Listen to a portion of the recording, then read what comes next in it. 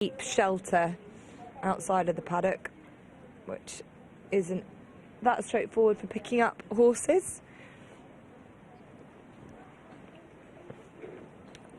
And the next one we're going to see, I think I can recognise the Eve Johnson Horton rug, and if so, then we've got the Prince's Poet, number 9. Charlie Bishop's on board, another recent winner.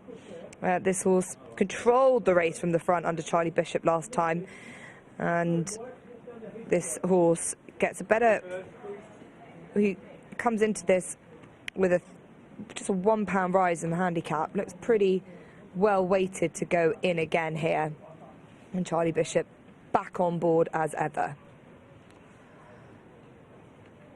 Next one is 11. This is Ishia for James Fanshawe and Danny Muscat. 0 from 9, but has got close, including at Wolverhampton in September. She should be capable of winning a race of this nature, you'd imagine, now down to her lowest handicap mark of 63 back into this kind of race. They've been trying her out in novices and maidens. Got the red hood on just to keep her nice and relaxed, not seemingly too fazed by the rain. Next one we're looking at should be 4. This is Triggered for Mark Lochnan and Luke Morris, a 6-year-old who's been out of form this year. Last 3 runs have been especially disappointing, I thought. The blinkers are on, which have helped in the past. His last win came with them on in June of last year. It does have that wide draw of 12 to contend with. We did see them coming down that wide outside in our last race, so intriguing to see how they fare this time around. Just waiting to get the rug off the next one so we can work out who we've got to see. There are a few left. Number 3, Pandemic Princess, I was keen to pick up on, as she comes into this in good order as well for Alice Haynes and Thorhammer Hansen. Just the second start for the yard. She's well drawn, I thought, and stayed on well, and plenty to like to suggest she can win a similar race to that last one, and has been backed in to do so with Thorhammer Hansen about to get the leg up by Alice Haynes, and she looks like she's got a really good chance here.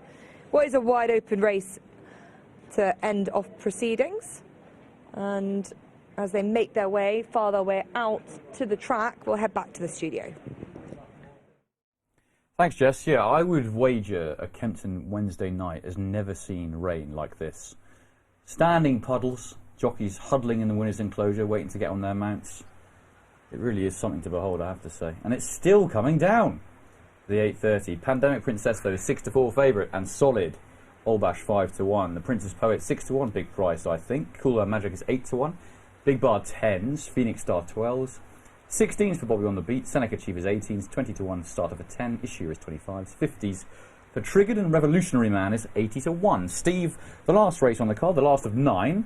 And where's your money going for this one? Well, I thought this was the best bet on the card for me. It's Phoenix Star, who was 14-1. I'm going to get that in. Is now 12-1, which is good enough for me. It's got an excellent record over this course and distance. 4 wins from 10 tries. Doesn't run over 6 furlongs very often these days. Usually runs over 5 furlongs, but it has been shaping like 5 furlongs is a bit sharp these days, even at Newcastle, which is a stiffer track. Given that course and distance form, I think 6 furlongs around here is going to be ideal. And the other thing with Phoenix Star, who's trained by Jessica Macy and ridden by Kieran Fallon, is that he usually runs in a higher grade, and his record in these 0 to 6